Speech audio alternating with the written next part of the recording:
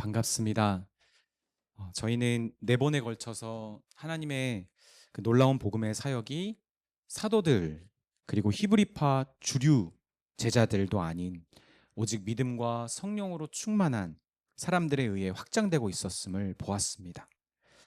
거기에는 출신과 자격도 문제가 되지 않음을 우리는 알 수 있었고, 심지어 사도들 중에 사도인 베드로가 복음의 억제기 역할을 하고 있었음을 우리는 발견했습니다. 그래서 우리는 복음의 새로운 능력을 보게 됩니다. 그리고 여러분 모두 이 말씀을 통해 도전을 받았을 거라 믿습니다. 그리고 이제 우리는 총 4부작인 이 사도행전의 세 번째 3부를 시작합니다. 이방 선교의 본격적인 이야기를 담고 있는 이 3부는 열면서 우리는 이제 개인 사역자가 아닌 교회로서의 사역으로 전환되고 있음을 우리는 볼 수 있습니다. 그 출발점이자 구심점의 역할을 하는 것이 바로 이 안디옥 교회입니다. 누가는 안디옥 교회의 설립과 그 안디옥 교회를 더욱 힘있게 한 바나바의 사역, 그리고 그 결과를 보여주고 있습니다. 더 이상 예루살렘 교회의 중심이 아닌 이방 교회를 통해, 그리고 당시 누구나 알고 있었던 그리스도인이라는 이름이 붙여지게 되는 교회의 정체성이 확립되는 것을 우리는 보게 될 것입니다. 그래서 우리는 믿음과 성령이 충만하여 성장하고 성숙한 한 교회의 모습을 보면서 저희가 도전받았으면 좋겠습니다. 우리 교회도 그런 교회가 되어서 이 자리, 이 지역에 뿌리 내려야 되기 때문이죠. 우리 주 안에 사랑하는 성도 여러분, 성경이 말하는 복음은 개인 사역자를 넘어 교회로 확장됨을 우리는 발견해야 합니다. 비록 비주류의 사람들이 비주류의 교회를 이루지만 하나님 나라 사역에서는 그것이 강력한 능력이 된다는 것을 우리는 봐야 합니다. 이처럼 그리고 우리도 소망하고 기대해야 되죠. 특히 우리가 세워가고 있는 이 비주류 교회, 밑자침 교회에서 우리는 발견하는 것입니다.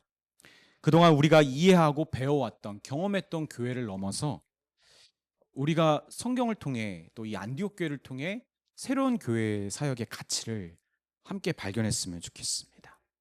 오늘 말씀을 통해 우리 교회에 대한 기대와 그리고 이를 위해 쓰임받는 그 쓰임받기를 소망하는 우리의 마음을 하나님께서 또 기쁘게 받으셔서 우리 마음의 불을 지펴주시기를 바랍니다. 아멘.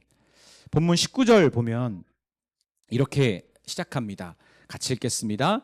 그때에 스데반 일로 일어난 환란으로 말미암아 흩어진 자들이 베니게와 구브로와 안디옥까지 이르러 유대인에게만 말씀을 전하는데, 여기서 말하는 그때, 사도행전은 그때라는 것으로 장면의 전환을 시킵니다. 근데 이 그때가 어딜까? 아마도 8장 1절에 보면 그날 사울은 그가 죽임을 당하여 장함을 마땅히 여기더라. 그날에 예루살렘에 있는 교회가 큰 박해가 있어 사도 외에 다 유대와 사마리아 모든 땅으로 흩어지니라. 이 흩어졌던 그날, 그때를 말하는 걸 수 있고요. 또 본문 앞에 11장 18절에 보면 이렇게 되어 있죠. 예루살렘 교회의 할례파들이 이 베드로에게 비난하잖아요. 왜 이방인들 하고 같이 밥을 먹고 같이 지냈느냐 비난하니까, 그거에 대해서 베드로가 설명하며 이것이 하나님의 뜻이었음을 설명하며 편견과 그리고 그런 차별이 있었던 그들의 마음, 비판의 마음이 수그러졌던 그때, 이게 18절의 말씀이죠. 그들이 이 말을 듣고 잠잠하여 하나님께 영광을 돌려 이르되 그러면 하나님께서 이방인에게도 생명 얻는 회개를 주셨도다 하니라. 그렇게 예루살렘 교회에 뭔가 이방인들 전도에 대한 생각과 가치의 전환이 일어났을 때쯤에를 말하는 걸 수 있습니다. 둘 다 가능성이 있습니다. 분명한 건 예루살렘 교회의 비주류였던 헬라파 그리스도인들, 그 제자들이 흩어져서 예루살렘과 온 유다와 사마리아의 땅끝까지 이르러 내 증인이 되리라 하셨던 예수님의 그 말씀을 이루고 있음을 우리는 이 당시 그 상황임을 보았고, 그리고 처음에 보면 베니게와 구브로, 안디옥에서 유대인에게만 전했던 복음이 구레네와 구브로와 구레네 출신의 몇몇 제자들에 의해 이 안디옥의 헬라파 유대인들 또는 헬라인들에게까지 복음이 전해지고 있다는 것을 우리는 알 수 있습니다.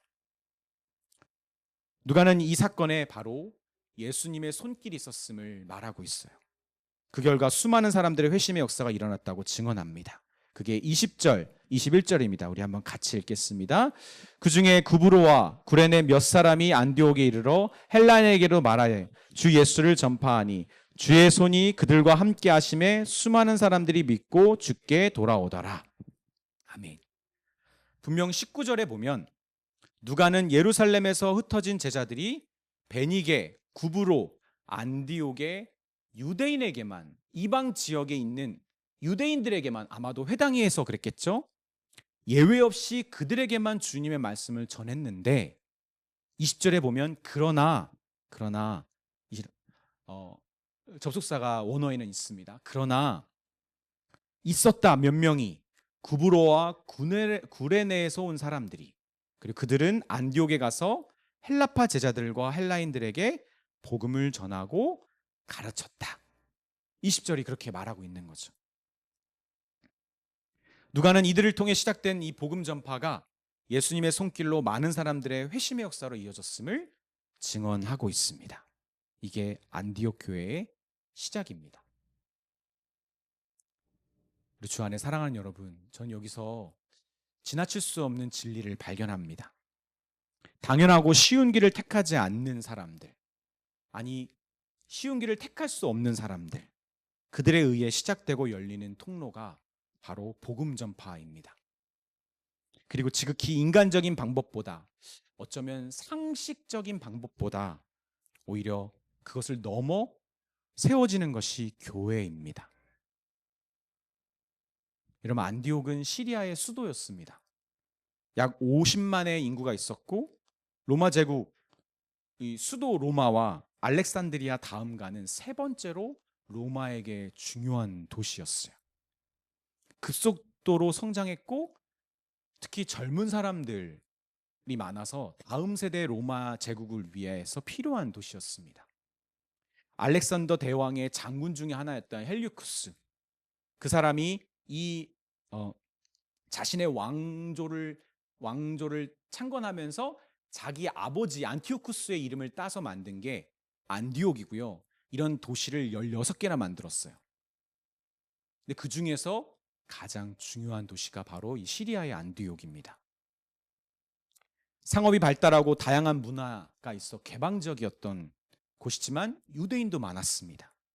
그런데 여기에 최초의 이방인 교회가 세워진 거예요. 그것도 누가 이 일을 했죠? 베드로도 아니고 빌립도 아니고요. 12사도들도 아니었어요. 이름도 없는 구레네 섬 출신의 이 북아프리카, 이 구브로 섬 출신의 북아프리카에서 온 이 구레네 출신의 무명인 사람들이 이 안디옥에서 헬라인들에게 이 복음을 전하기 시작하면서 갑자기 여기에 믿는 사람들이 모여지기 시작한 거예요. 여러분, 이게 어떻게 가능합니까?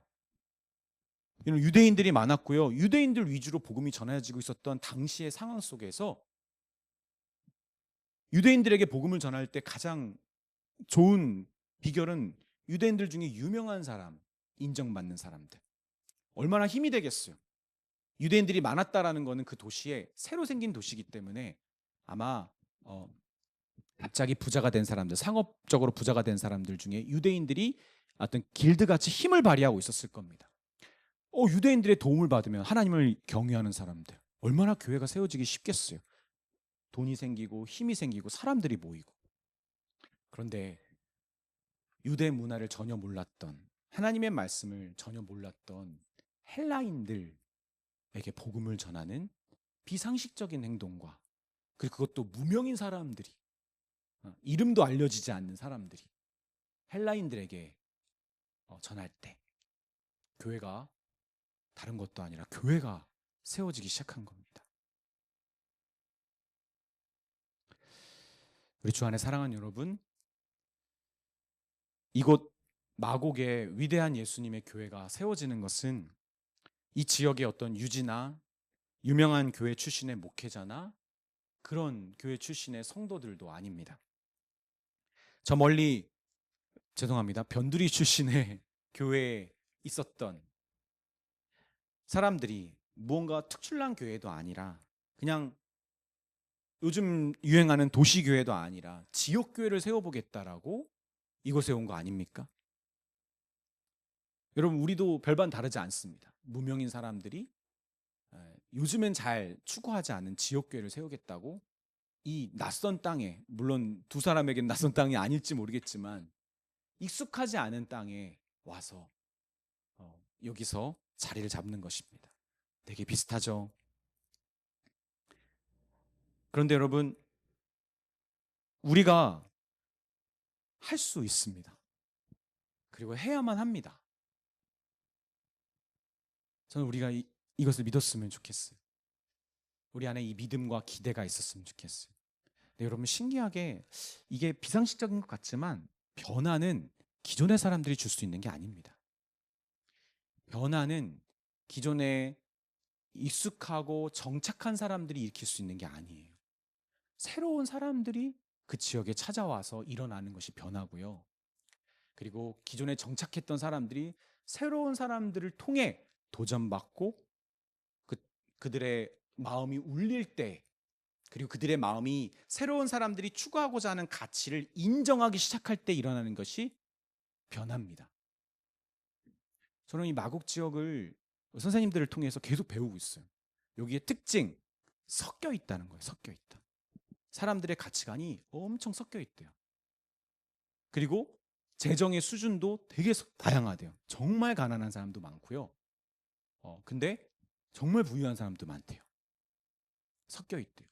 교육에 대한 관심도 되게 섞여 있대요. 되게 특이한 동네 상황이라고 하더라고요. 여기가 지금. 여기 5년 이상, 그것도 많은 학부모들과 아이들을 만나면서 경험하신 분의 이야기입니다.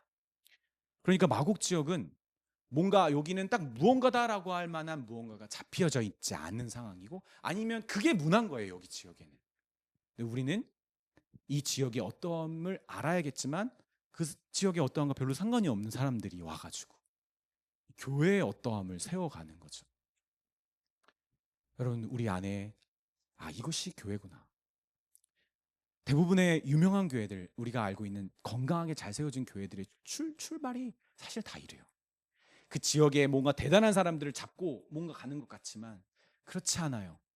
오히려 처음 시작했던 곳에서 떠나서 한 지역을 전략적으로 택하고 그 지역에 정착하고 그 지역의 사람들이 그 사람들의 이 교회성을 보고 교회성에 매료되고 그러면서 그들이 받아들이기 시작하면서 그 지역에 이제 교회를 굳건하게 세워가는 방식.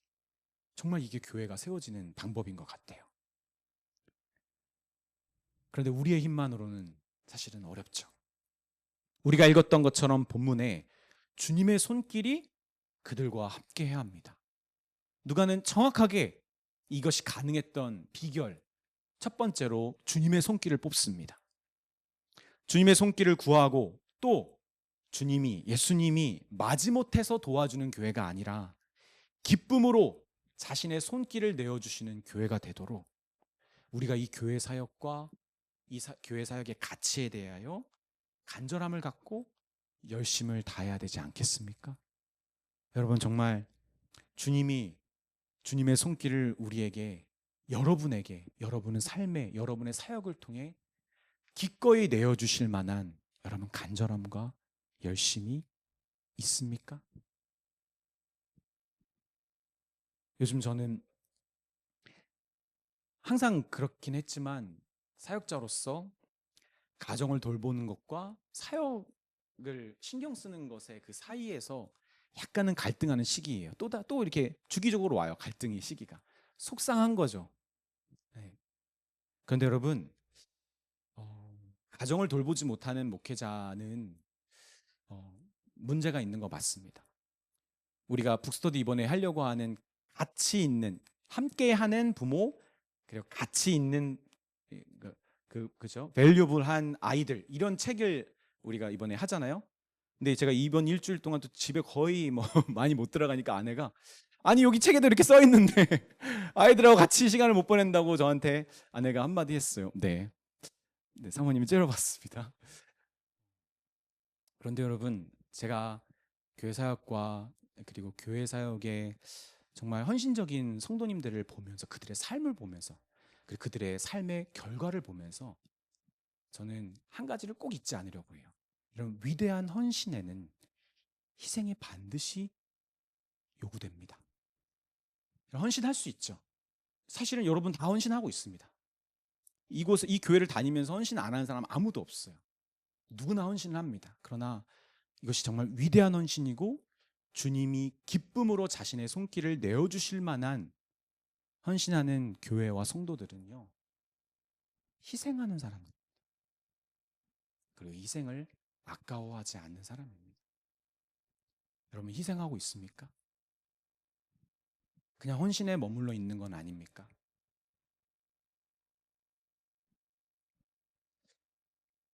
22절과 24절을 같이 읽겠습니다. 우리 한번 같이 읽어볼까요? 시작. 예루살렘 교회가 이 사람들의 소문을 듣고 바나바를 안디옥까지 보내니 그가 이르러 하나님의 은혜를 보고 기뻐하여 모든 사람에게 굳건한 마음으로 주와 함께 머물러 있으라 권하니.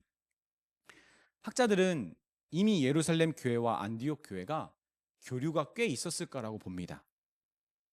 안디옥에 있었던 믿는 사람들과, 예수님을 믿는 사람들과 예루살렘 교회가 분명히 교제를 했을 거예요. 근데 본격적으로 교회가 세워지니까 더 교류를 했겠죠. 소식을 전했을 겁니다. 그런데 안디옥 교회가 날로 성장하니까 예루살렘 교회는 아마도 의심이나 점검 차원을 넘어 바나바라는 탁월한 사역자를 보내면서 이 안디옥 교회에게 힘을 더해 주려고 합니다. 진실로 그렇게 교회는 바나바를 통해 폭발적인 성장을 하게 됩니다. 그때 24절에 보면 이렇게 되어 있죠. 바나바는 착한 사람이요 성령과 믿음이 충만한 사람이라 이에 큰 무리가 주께 더하여 지더라. 아멘. 여러분, 우리가 사도행전을 계속 보면서 일관되게 듣는 게 있잖아요. 믿음과 성령이 충만한 사람이 어떤 사람들인가? 여러분, 이것이 저희에게 계속 도전이 되었으면 좋겠어요. 정말 우리 교회가 믿음과 성령으로 충만한가? 바나바는 착한 사람이요? 되게 기분 좋습니다. 네, 착한 사람이라고 하니까. 제가 바나바니까 영어 이름이. 그리고 저는 회심한 새로운 이름이 바나바이거든요. 예전에 충주 비전교회 어린이 부가 사역이 성장한 적이 있어요. 저는 그 시기를 겪어보지 못했지만 그 시기를 들어서 배웠어요. 왜냐면 이상했거든요. 제가 교회를 가보니까 이상하게 2층 어린이 예배실이 너무 넓은 거예요. 본당 수준으로 넓은 거예요. 그래서 왜 이렇게 넓지? 지금 그 당시에 어린이가 한 30명 정도밖에 안 됐었는데 지금은 뭐 많은 거지만 그 정도도 안 되겠지만, 그래서 물어봤더니 예전에 이 어린이부가, 이 비전교회가 이제 성장하는 딱 그 시기에 맞물려서 어린이 전도협회 사역자분이 그 어린이부를 담당하셨고, 그러면서 교사분들과 이렇게 시너지가 발휘되고 하나님의 은혜를 주셔서 어린이부가 정말 출석 인원은 아니겠지만 정말 등록 인원으로 100명까지 정말 많이 성장한 적이 있었다고 하더라고요. 그러다 보니까 어린이부 예배실을 그렇게 크게 이렇게 확장을 했던 거죠. 그래서 사역자들과 교사들 그리고 비전교회도 그 은혜를 힘입어 저는 심지어 여기까지 그 영향력이 왔을 거라고 생각을 합니다. 그럼 누가 그 사역을 감당하고 돕느냐? 사람 정말 중요합니다. 그런데 참 기가 막히게 예루살렘 교회가 다른 사람도 아닌, 12사도도 아닌 바나바라는 사람을 보냈어요. 근데 여러분, 신기하게 사도행전에서 소개하는 그 어떤 제자들보다 바나바는 칭찬과 높임을 받는 사람입니다.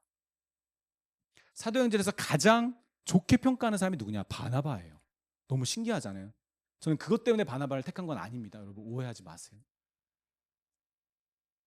사도행전 4장 36절 37절에 보면 구브로에서 난 레위족이 사람이 있으니 이름은 요셉이라 사도들이 일컬어 바나바라 번역하면 위로의 아들이라 하니 그가 밭이 있음에 팔아 그 값을 가지고 사도들의 발 앞에 두니라. 여러분 왜 바나바를 보냈는지 뭔가 힌트가 있죠. 구브로 출신이기도 합니다. 이 사람이. 그런데 그것만이 아니에요.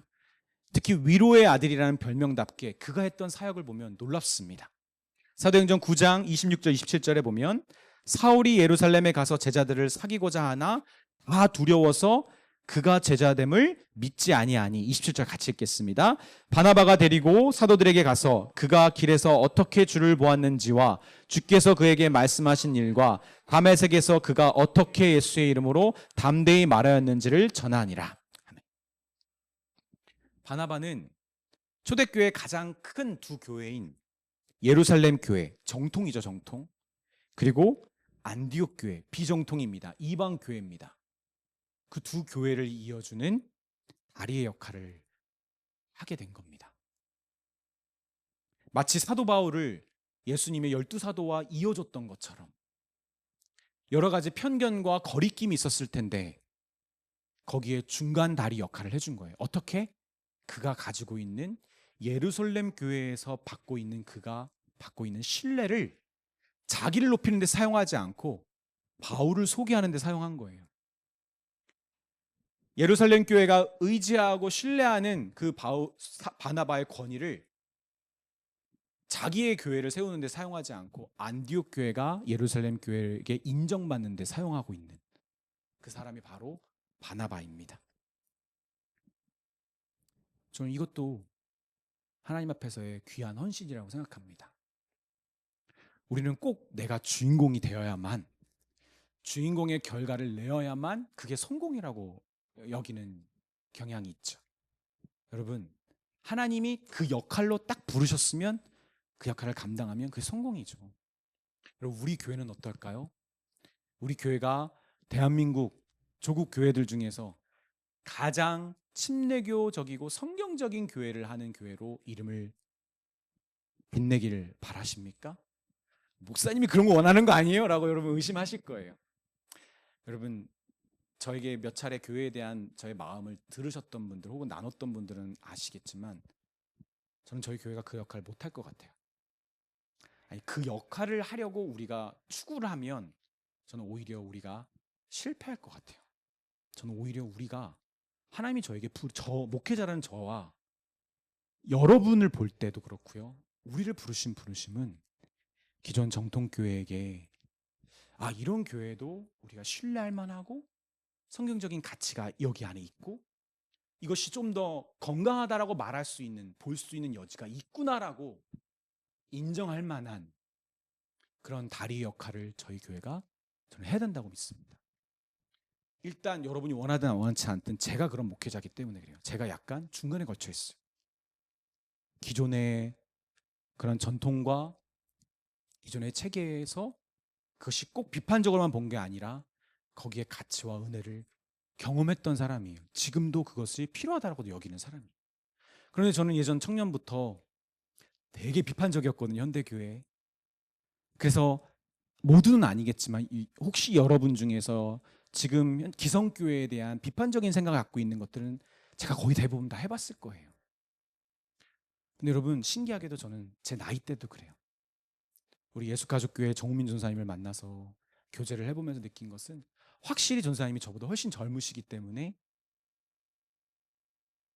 기존 교회에 대한 어떤 사역의 모양과는 정말 다른 그런 모양을 추구하고 있고 또 그 길이 너무 귀하고 특별해 보여요. 그 자리에서 저는 중간의 역할을 해줄 수 있을 거라 믿어요. 우리가 주목받기보다 어쩌면 우리 다음 세대에 더 우리 자녀들을 통해서 혹은 여러분이 전도해서 예수님을 믿게 된 사람들을 통해서 교회는 원래 이런 거야 라고 우리에게 교회를 배운 사람들을 통해서 이런 멤버십 침례교 성경적인 성경론의 성경 기반한 교회가 저는 꽃 피울 거라 믿습니다. 아멘. 근데 심지어 바나바는요, 자기를 통해서 이 안디옥 교회를 성장시켰거든요. 바나바는 근데 어떻게 성장시켰냐면 그 헬라인 중심으로 세워진 이 안디옥 교회에게 거기 갔을 때 그들이 믿고 추구하고 있는 예배와 뭐 말씀들을 보면서 바나바가 그들이 얼마나 놀라운 복음의 생명력을 갖고 있는지 그 가치를 보았어요. 인정한 겁니다. 와, 예루살렘 교회가 최고인 줄 알았는데 여기 안디옥 교회 와보니까 이 사람들이 믿는 복음이 어떤 면에서 더 순전하네? 더 거리낌이 없네? 이 복음은 모든 믿는 자들에게 구원을 주시는 하나님의 능력이 됨이라. 먼저는 유대인에게요, 나중은 헬레인에게로다. 오, 오히려 여기 이 복음이 더 능력이 있는 것 같은데? 가치를 알아본 바나바. 하나님의 복음과 그 복음의 능력을 자기를 위해 사용하지 않는 사람들이 갖출 수 있는 하나의 은사죠. 가치를 알아볼 수 있는 것. 자기가 추구하는 가치만 옳은 게 아니라, 더욱 더 큰 게 아니라, 어쩌면 자기가 익숙하고 추구하는 가치보다 더 훌륭한 가치를 갖고 있는 사람을 볼 수 있고 인정할 수 있는 겸손한 태도. 저는 바나바가 있었다고 생각해요. 좀 포장하겠습니다, 오늘 바나바를. 그리고 더 놀라운 건 뭐냐면요, 그들에게 무언가를 더하려 하지 않고 뭐라고 얘기했죠? 23절에 모든 사람에게 은혜를 보고 기뻐하며 모든 사람에게 굳건한 마음으로 주와 함께 머물러 있으라 권하니. 너희들 할례도 받아야 되는데, 너희들 이거 지켜야 되는데, 너희들 왜 유대인들이 하는 거 안 해? 너희들 왜 사도들이 중요하게 여기는 거 왜 안 해? 이런 얘기 하나도 안 했어요. 물론 했을 수도 있습니다. 근데 여기서 누가가 집중하는 건 뭐냐면 너희들에게 더할 게 없다라고 얘기하는 거예요. 너희들 지금 이 복음을 믿고 그대로 견고히 잘 서라. 지금 너무 좋다.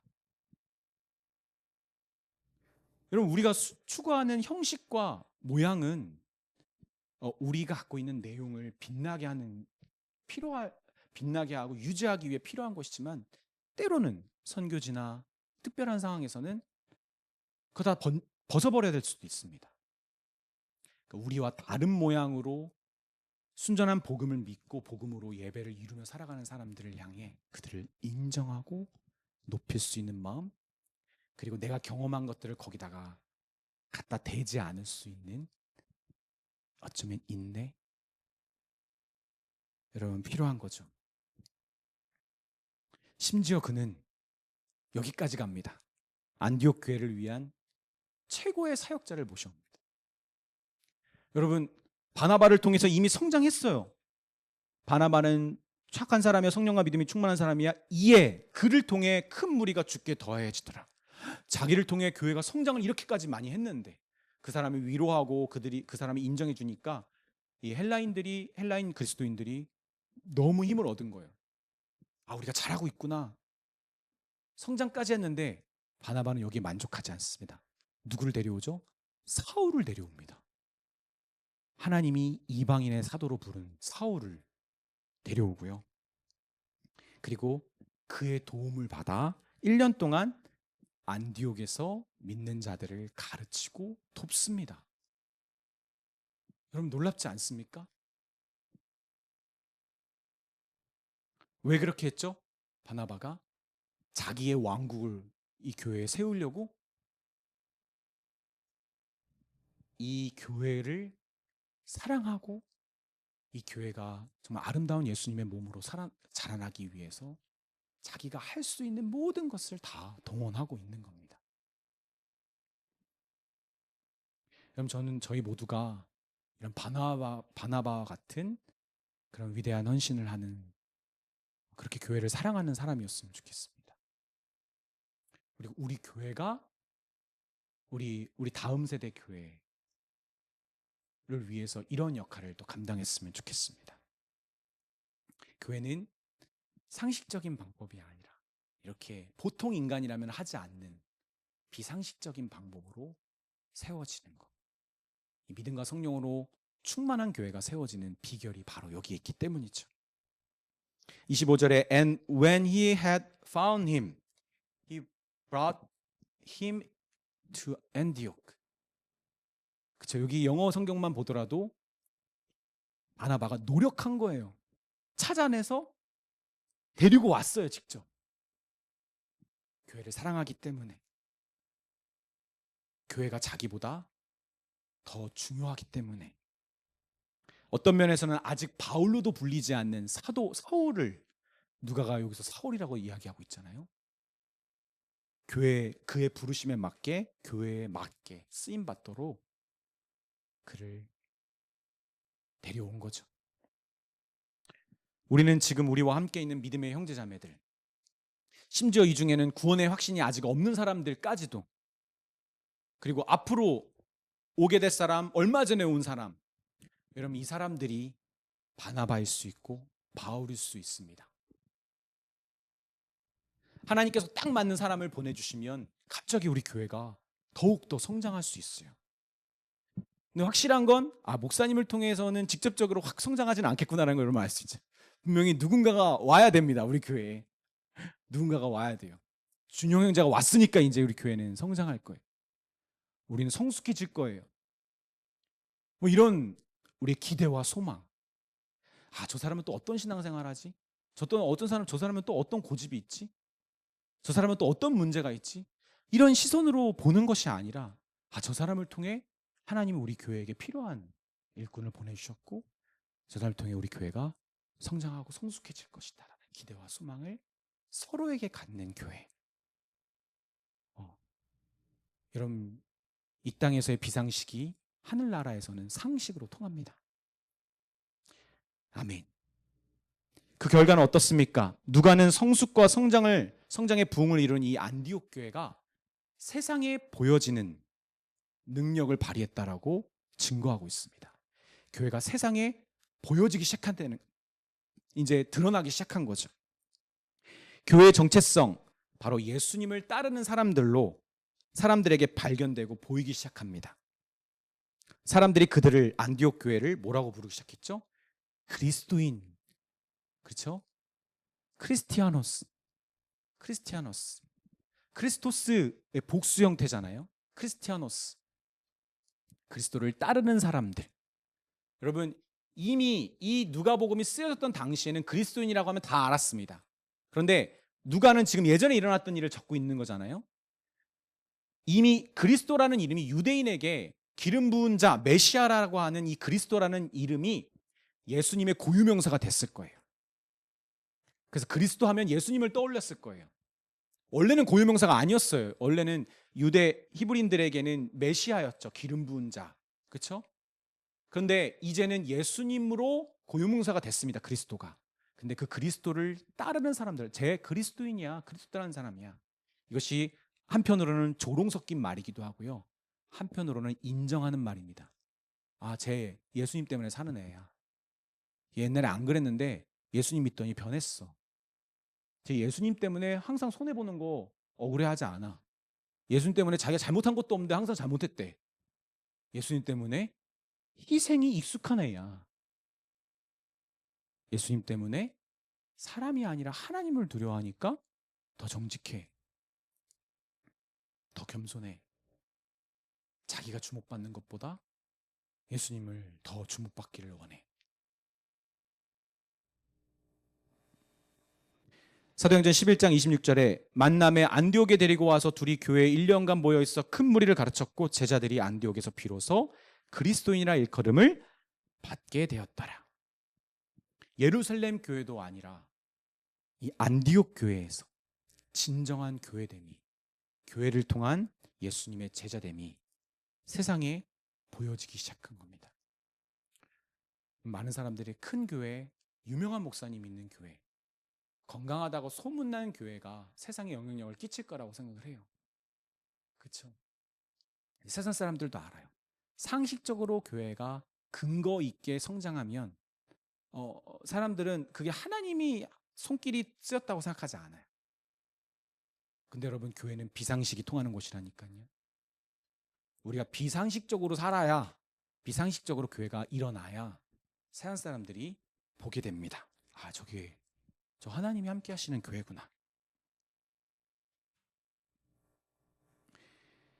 오히려 크고 영향력 있는 교회는 많은 사람들이 힘이 있으니까, 사람이 많으니까, 그리고 세상 사람들도 알아요. 헌금이 있으니까 저렇게 하는 거야.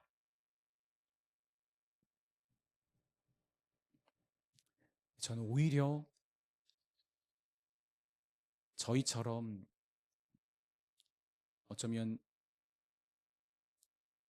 이 시대의 지역교회로서 어떤 지역을 섬기며 자라난다라고 하는 그런 조금은 비상식적인 혹은 시대에 맞지 않은 시대착오적인 교회가 더 건강하게 서는 개척교회가 될 수 있음을, 또 이 시대의 교회의 어떤 표준으로서 제시될 수 있음을 교회 사람들이, 그 교회 주변 사람들이 보기 시작할 때 저는 아, 예수님의 교회가 이런 거였구나라고 하는 그런 모델링이 될 수 있다라고 저는 믿습니다.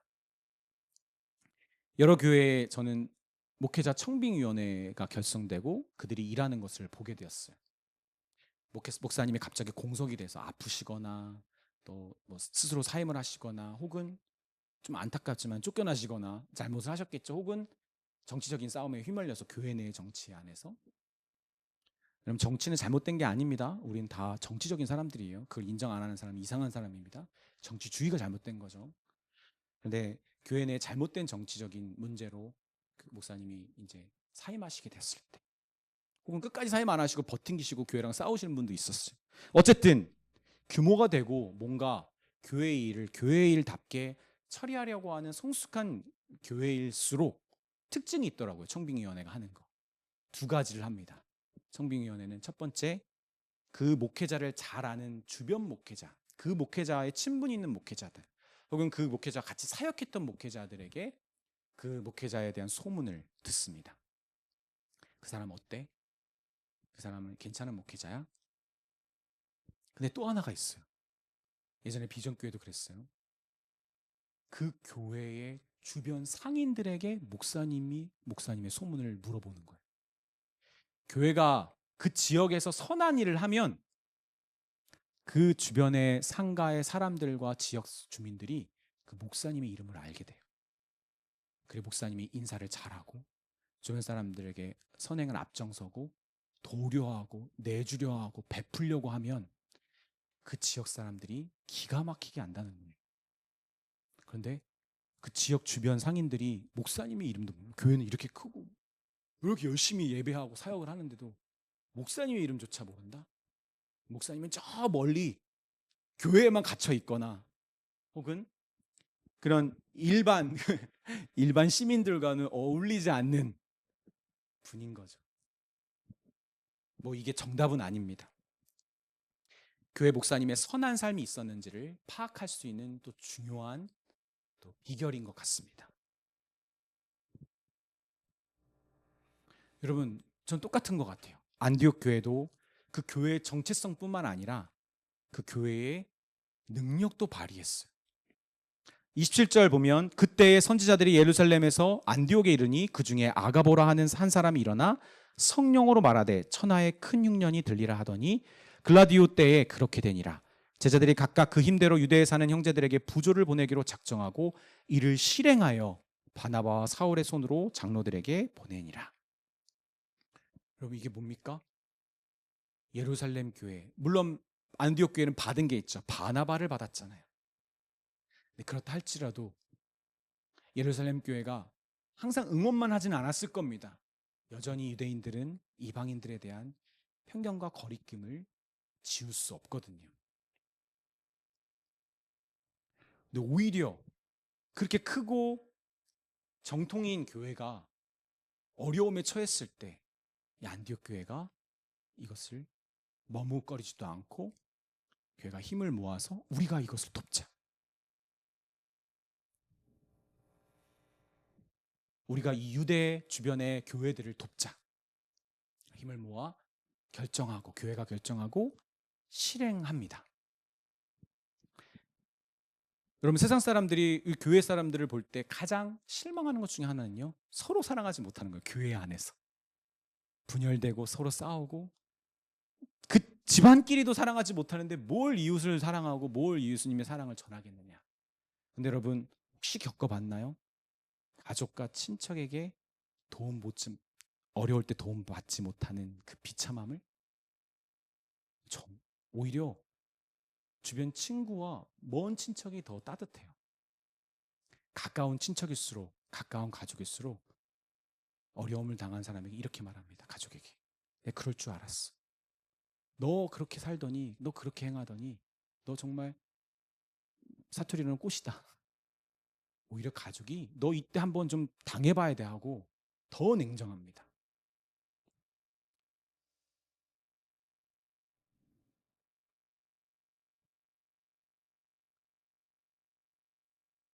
그래서 우리는 교회 식구들 안에 서로가 어려움이 있을 때 또 우리가 도와줄 수 있는 기회가 있는 대로 돕고 사랑하는 것을 우리는 아까워하거나 머뭇거리지 말아야죠. 갈라디아서 6장 9절 10절에 우리가 선을 행하되 낙심하지 말지니 포기하지 아니하면 때가 이름에 거두리라.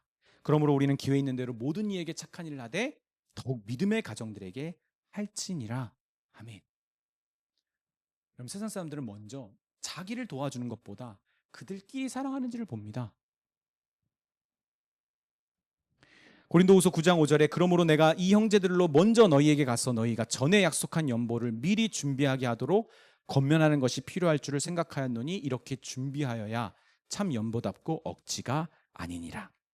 고린도 교회가 예루살렘 교회를 돕기로 약속했던 것을 사도 바울이 너희들 그때 작정했던 거를 교회 문제로 멈췄었지?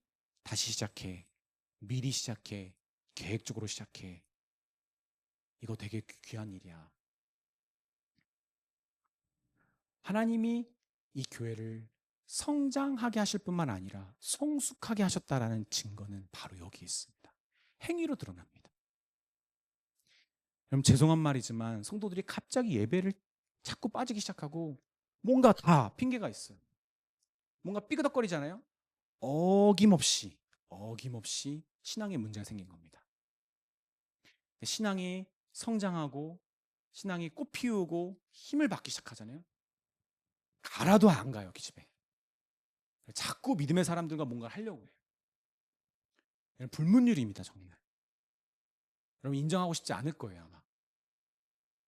그런데 운동선수를 오랫동안 봐온 코치로서 이건 맞더라고요.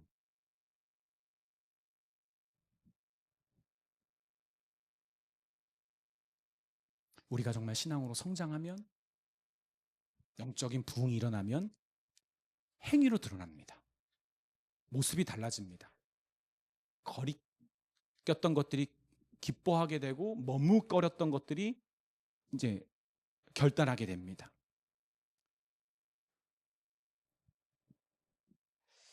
사도 바울은 고린도후서 9장 12절 14절에 저는 이번 주 고린도후서 때문에 너무 마음이 너무 좋았는데, 지난주와 이번 주 고린도후서의 말씀이 너무 귀해서 그냥 달달 외우고 싶을 정도로 9장 12절 14절에 이 봉사의 직무가 성도들의 부족한 것을 보충할 뿐만 아니라 사람들이 하나님께 드리는 많은 감사로 말미암아 넘쳤느니라. 이 직무로 증거를 삼아 너희가 그리스도의 복음을 진실히 믿고 복종하는 것과 그들과 모든 사람을 섬기는 너희의 후한 연보로 말미암아 하나님께 영광을 돌리고 또 그들이 너희를 위하여 간구하며 하나님이 너희에게 주신 지극한 은혜로 말미암아 너희를 사모하느니라. 할 수 있는 만큼만 적당히 하는 거 누구나 할 수 있을 거예요. 그러면 후한 연보는, 후한 헌금은, 후한 도움은, 지나칠 정도로 넘치는 사랑은요, 그건 하나님이 주시는 은혜가 없이는 불가능한 겁니다. 근데 여러분, 이렇게 그냥 적당히 주고받는 사랑은요, 효과가 없어요. 지나치게 넘치는 사랑과 은혜를 베풀어야만 죽어있는 자, 그리고 그런 사랑을 경험해보지 못한 사람의 영혼을 울리고 움직이고 깨울 수 있고요, 그리고 그리스도인의 사랑의 시너지가 그때 발휘되는 겁니다. 근데 우리는 자꾸 관계 가운데 그러죠. 내가 내 마음에 들게 좀 행동하면 그때 내가 해줄게. 그거에 맞게 내가 움직여서 내가 반응할게. 아니에요. 제 아내가 자꾸 저한테 제가 사모님한테 얘기하지 말라고 혼났는데 죄송해요. 네. 저한테 항상 얘기해요. 왜 초대받지 않았는데 왜 가는 거야? 그래서 왜 자꾸 가려고 하고 왜 미안하게 생각하는 못 가는 거에 대해 미안하게 생각하는 거야? 여러분, 나에게 그 사람이 뭘 해줬느냐가 중요하지 않아요. 그 사람이 하나님 앞에 어떤 사람이고 얼마나 귀한지를 생각하는 게 더 중요한 거예요. 나에게가 아니라. 여러분, 언제까지 여기서 못 벗어날 거예요? 가족에게나 직장에서나 심지어 교회 안에서조차. 여러분, 거기서 벗어나지 못하면 여러분 삶에 영적인 에너지, 은혜의 시너지가 나타나지 않아요. 남자친구와의 관계, 여자친구와의 관계, 친구들과의 관계, 선생님과의 관계, 부부관계, 부모님과의 관계 시너지 안 난다고요. 그렇게 해가지고. 하나님이 우리에게 영적인 은혜를 주시면 후한 삶의 행위로 나타납니다. 요한일서 3장 18절 20절에 자녀들아 우리가 말과 혀로만 사랑하지 말고 행함과 진실함으로 하자. 이로써 우리가 진리에 속한 줄 알고 또 우리 마음을 주 앞에서 굳세게 하리니 이는 우리 마음이 혹 우리를 책망할 일이 있어도 하나님은 우리 마음보다 크시고 모든 것을 아시기 때문이라. 아멘. 지난 우리 입당 예배 때 오셨던 목사님들 중에 여러분이 가장 낯설지 않은 분이 한 분 계셨을 거예요. 그 이은복 목사님이라고 최찬신 목사님 계셨던 교회 그 장례 예배도 집도하셨던 목사님이죠. 저는 그 목사님에 대해서 최찬신 목사님께 많이 들었어요. 목사님이 저를 그 교회에 보내려고 하셨거든요. 개척하기 전에 차라리 그 교회 가서 배우고 또 힘을 얻었으면 좋겠다, 목사님과. 근데 그 목사님의 특징이 너무 사랑이 넘치셔서 많이 베푸시는 분인데 후배 목회 사역자들 뿐만 아니라 성도들이 장례 상을 당하면 3일 내내 목회자 사모님들이 다 3일 내내 가 있어요. 3일 내내 계속 주장창. 저는 그 얘기 들었을 때 좀 겁나더라고요. 내가 그렇게까지 못할 것 같은데 내가 아무리 사랑하고 싶어도. 근데 그런 다른 이유가 아니라 사랑하니까, 돕고 싶으니까, 그리고 어려울 때 함께 하고 싶으니까. 그리고 믿음의 형제들이 어려울 때 함께 해주지 않으면 누가 함께 해주랴. 여러분, 이것을 누가 볼까요? 그 어려움을 당한 사람의 가족과 친지들, 주변 친구들, 믿지 않는 사람들이 봅니다. 누군데 저러고 있어? 왜 저렇게까지 해? 초대도 안 했는데 왜 와? 너 뭔가 한 거 있어? 주 안에 사랑하는 여러분, 예수님이 우리에게 말씀해 주셨어요. 요한복음 13장 34절 35절에 새 계명을 너에게 주노니 서로 사랑하라. 내가 너희를 사랑한 것 같이 너희도 서로 사랑하라. 예수님이 적당히 여러분 사랑해 주셨나요? 아니죠. 35절 우리 한번 같이 읽겠습니다. 시작. 너희가 서로 사랑하면 이로써 모든 사람이 너희가 내 제자인 줄 알리라. 아멘. 이 안디옥 교회가 그리스도인이라고 불리기 시작한 그 정체성이 발휘된 거.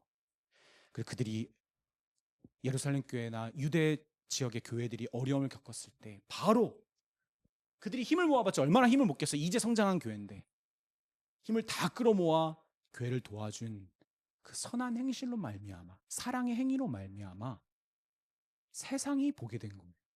저런 게 그리스도인이구나, 저런 게 교회구나. 큰 교회가 작은 교회들을 도와주는 거 세상 사람들은 감동 안 해요. 그런데 지금 우리 월세도 내기 빡빡한 교회가 다른 교회 월세를 더 걱정하고 더 내주고 있다고 한다면 그건 진짜 사랑의 능력이고 예수의 제자됨이죠. 서로가 서로를 위해 걱정해주는 교회. 저렇게까지 하면 저 교회는 누가 책임져? 하나님이 책임지죠. 주님의 손길이 책임집니다.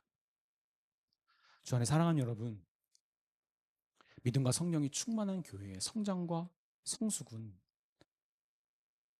교회의 정체성을 분명하게 드러냅니다. 비상식적인 방법으로 자라난 이 교회는 세상 사람들을, 믿는 사람들뿐만 아니라 세상 사람들에게 보여줍니다. 이게 그리스도인들이구나. 그리고 오늘 말씀처럼 그것이 드러나야 합니다. 선한 행위로. 전 저희 교회가 우리 교회를 살리려고 하는데 급급하지 않고 진정 주변에 죽어가는 영혼들뿐만 아니라 죽어가는 교회에게도 정말 우리의 마음과 사랑을 나눌 수 있는, 오히려 그들의 잘됨이, 그들의 성장과 부흥이 우리에게 더 기쁨이 되는 그런 진짜 예수님의 교회가 되었으면 좋겠습니다. 여러분, 그게 진짜 하나님의 나라를 향해 나아가는 꿈꾸는 교회 아닐까요? 우리 큰 교회 됩시다. 모양이 큰, 그릇이 큰 교회, 그 형태가 큰 교회가 아니라 그 마음의 그릇이 큰 교회, 마음에 하나님 나라를 품고 있기 때문에 우리 교회의 어떠함에 자꾸 치우쳐지지 않는 거예요. 하나님의 나라를 품고 있기 때문에.